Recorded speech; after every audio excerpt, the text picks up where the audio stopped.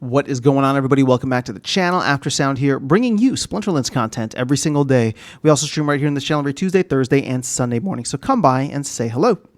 All right, guys, I have I don't know if I would consider this a bullish video, but it is a video to kind of counteract a lot of the bearishness that I've seen. And don't get me wrong, I'm still Papa Bear at the end of the day, right? And I know there's been a lot more bullish content, but I want to be very practical and pragmatic with you guys in terms of addressing one of the biggest misconceptions, in my opinion, on what the future success of Splinterlands could look like.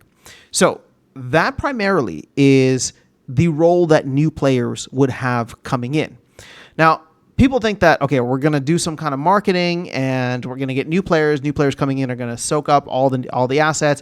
Everything goes up. That brings in new players and even more players, right? And, you know, it's just yada, yada, yada. We get the life spiral. Life is good. But my point with this, and again, it's not meant to be bullish, but I am trying to give you the practical kind of reasoning or the logical reasoning behind why I believe that this is probably the more likely scenario, is I believe that the current player base, like, we don't need new players to jumpstart the flywheel, right? I think the current player base could potentially do that. And jumpstarting the flywheel and getting SPS to go up, and, you know, maybe we get some help with the market lift at some point if there's a bull run, that all brings in new players, and then we get into that self-fulfilling prophecy. But we don't need, right? There's no paradox here in the sense of, like, we need new players to get started, to then get new players to get, you know, to go up higher. Like, I think that's where a lot of people are getting tripped up, at least from what I'm reading in the comments and what I'm reading in sentiment online. So what am I getting at here? All right, like, let's take a look at where SPS is now. We had a couple of whales, right? If you just want to call it that. Although, you know, I bought SPS. I know several others did buy SPS, and I don't consider myself a whale. But we had a lot of folks that bought SPS and essentially pushed it up 50 to 70%, right, at some point recently. And it's held decently well, considering that Bitcoin is back down below 60K now. So my point with this is that we're able to see massive price movements just from the whales in the game. The other part of this that I think people are not necessarily considering is the amount of faucets that have been turned off for both DEC and SPS, right? With DEC, we had the Gladiator thing turned off a while back. We've now turned reward cards into instead of a DEC faucet, they've become a DEC sink, right? And we've seen massive amounts of burning from that, over 100 million DEC. And if we can expect that from every reward set in the future, that would be pretty awesome. So, you know, we've definitely flipped the script on DEC. With SPS, we've shut off so many faucets, right? A lot of that has been the LPs, right? A lot of that has been, I guess, mainly the LPs. You know, there's been some other focuses on where, you know, we maybe had too much SPS coming out. Granted, nothing has really touched gameplay, which I think is unfortunate, but also, you know, a reality. We need gameplay if we want to get that feedback loop for folks.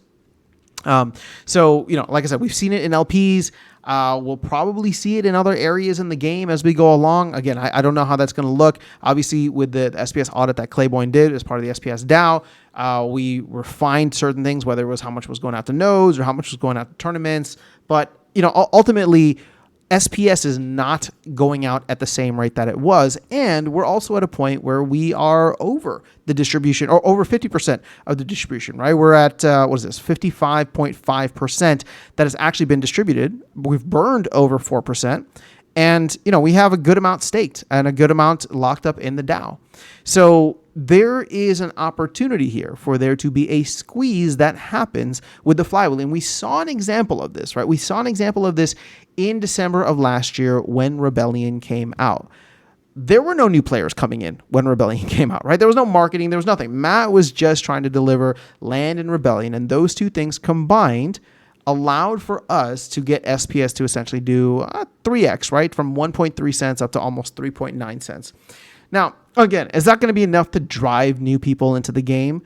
I don't know, but what I am trying to say is, as we go through the rest of this year, I know there's a lot of people that have no interest in buying the reward card or the promo cards, but there are people that do, right? And there are people that are still ridiculously bullish on SPS, right? I mean, you hear them talking, and they're the ones that are the big spenders, and they're the ones that are probably moving the price right now. And all I'm trying to say is, if you give people what they want, these folks, and they buy the things and they burn or lock up DEC in the DAO. And we get to a point where the flywheel is actually activated by current players because it's been in the past and it could again, right, happen in the future. Again, look at where the game is now compared to where it was in December. We just burned over 100 million DEC with the players that we have now for reward cards. Okay?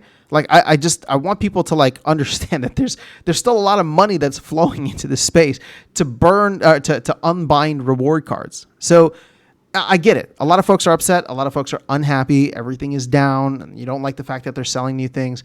But there's a subset of folks out there that like that stuff, that want that stuff, and will spend money on it. And what I'm trying to say is that the current players, right, whether from the whales down to the minnows, the folks that are here and are willing to spend or just willing to participate, right, in one way or another. Like let me put it this way.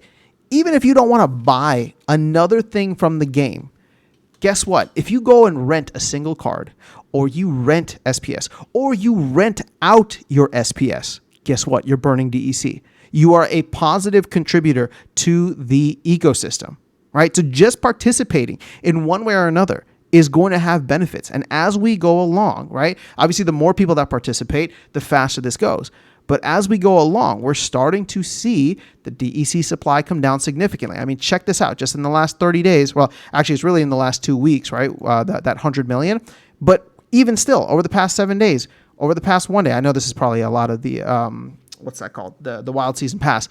But either way, we're finally getting the DEC supply down. And when we do, right? When we do, because there's only a finite amount of DEC out there. Yes, there could probably be a bunch more printed and minted if we burn the old reward cards, and I'm sure there are a lot of bot farms that still have or are still sitting on a lot of reward cards that may end up doing that. But guess what? I know there's a lot of reward cards, but there's not infinite amounts, right? There's not infinite amounts, and as we go through, if we can burn through that, right? And we can see DEC get back up close to peg, and we see SPS get back, start to rise because of the demand that comes in for burning SPS for DEC.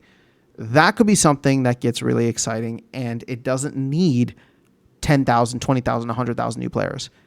We could potentially do it with the small group that we have now that is slowly growing with players that are coming back to the game, not necessarily new players, but I've seen a lot of messages from players coming back into the game and participating.